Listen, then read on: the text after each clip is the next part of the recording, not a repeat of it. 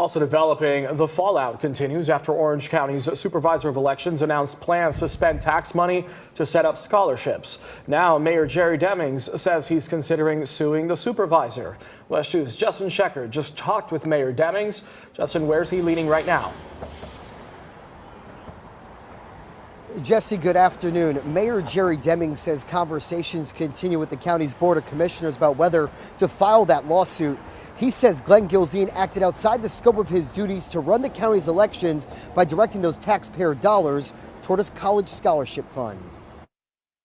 We do not fund the Supervisor of Elections office to enter into agreements to provide scholarships for it. Orange County Mayor Jerry Demings says he is considering taking outgoing Supervisor of Elections Glenn Gilzean to court over his decision to use excess money in his budget to oversee elections to fund college scholarships for Jones and Evans High School students.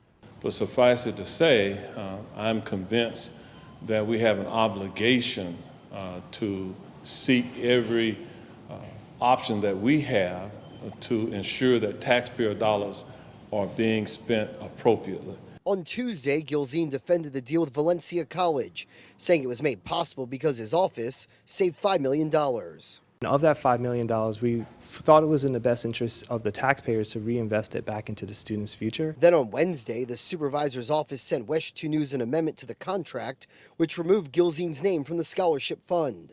If people are stuck on a name, I don't care about the name. What I care about is young people getting an opportunity of a lifetime, but more importantly, tying it back to the mission of this office, increasing voter turnout, voter education. According to the director of the county's Office of Management and Budget, the county expected to receive $800,000 back from the elections supervisor. But Gilzean's office has only returned around $688,000 for fiscal year 24.